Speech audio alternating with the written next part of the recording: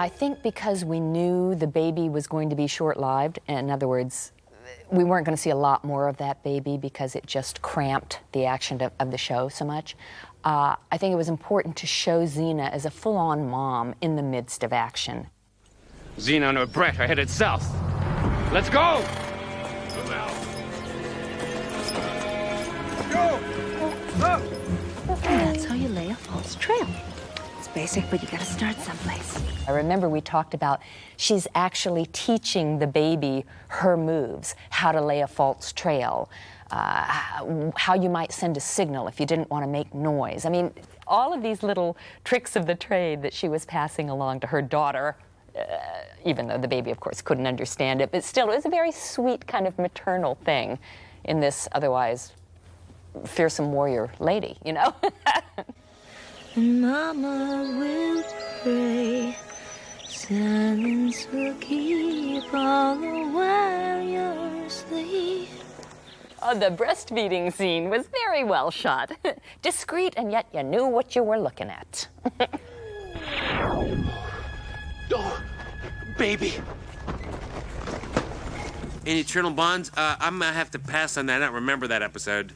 You know, I mean, Is that a problem with being in so many? Sometimes it is. I don't remember even when I'm explaining the episode. Sometimes even when somebody explains what an episode is all about to me, as you just did very well, I don't remember it. Tornadoes, lightning, how could it get worse? Xena! Gabrielle, hi! It's me. Don't throw anything. Joxer. Gabrielle saw Xena as her grader. Gabrielle saw Joxer as an annoying ass moron who happened to be hanging out. And not a sidekick. No way. No, Gabrielle did not think of Joxer as a sidekick at all. She thought of him as a side ache. No, you just go charging in there. Oh, well, fine. Maybe I won't charge in next time. That's my point. I don't want you to. Oh, good. Oh, great. Well, then maybe you won't mind finding your head lopped off, next to your feet when you wake up in the morning. Yeah, well, I can sleep better at night knowing you're watching my back. Yeah, they had some flirting stuff in Xena and through season 4 and some of 3, I think, and it was a lot of fun to play those bits because Renee is she's a really smart actress in that she would play the scenes like sometimes she'd actually kind of really like Joxer in sort of a loving kind of a way, and then she'd sort of wake up and go, oh, he's disgusting, what am I doing, It's sort of like familiarity, in this case, did not breed contempt. I'm sorry about what I said. I did not mean that. I think it did. Okay, maybe I did. With Joxer and Gabrielle, it gave us a way to kind of tie up that storyline that we'd been playing since, second season or something. And yes, actually, there was a kiss written in the first draft.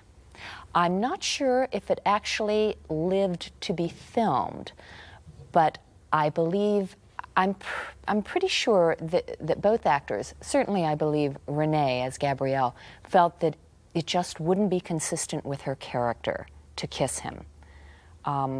Frankly, I would have liked to have seen it played both ways and then made up my own mind, but but you have to honor, I mean, she's been playing the character how long? You have to honor that she feels like the character would not do that, and I don't think it was missed.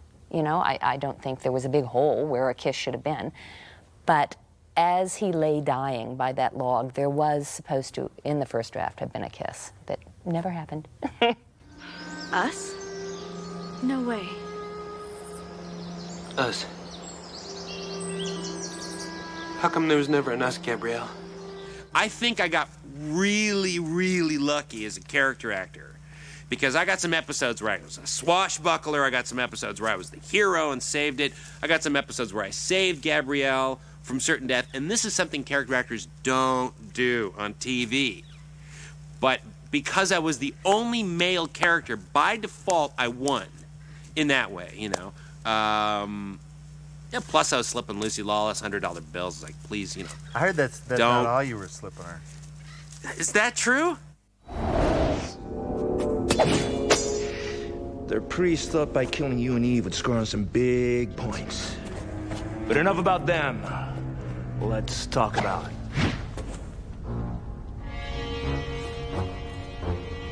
us. I think Xena and Ares were star-crossed lovers, quite honestly. I mean, it's kind of odd when you think of Romeo and Juliet as star-crossed lovers to say that Xena and Ares were, but because of the evolution of Xena's character, and I don't just mean a writing character, but she's growing into having more conscience, compassion, heart, so far away from where Ares ever wanted her to be. But that doesn't mean he doesn't still love her. I think Ares has always been in love with Xena. I am here to help you. That's what you said last time in Tartarus when you tried to convince me that you loved me. I do. I love it when you play hard to get. And quite honestly, it was my feeling as a writer, nobody ever worked as well opposite Xena as Ares did, at least in the sack. Nobody seemed to have quite what it took to stand up to Xena, except Ares. The chemistry was undeniable between the two of them, and I'm guessing it's because they were friends off-screen. It allowed them an easiness that translated wonderfully as sex. I would sooner die in your arms than live without you in mine.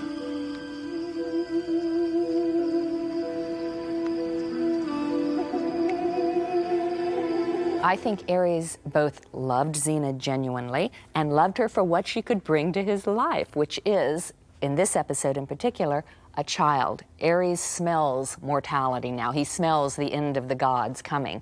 And he does want to leave something that will move on through life behind. You're wrong. I'm more than willing to fight beside you. Be a father to Eve. And to a child of our own. That's your game. Now that you fear you're checking out, you want a child to carry on your line? I know it's not real immortality, but it's better than nothing. Now that's selfish of Ares, but I think Xena, I think she knew she could trust him. I would have trusted Ares because that was the overriding concern for him. To be with her and to have a child was, I think, would have kept him walking the straight and narrow. I can be a real bitch sometimes, huh? Can't I? Renee usually would go on these sort of, I mean, I don't want to call them binges or, benders, whatever, there's words for, what happened to her. But let's just say, when she showed up to set, we were very grateful.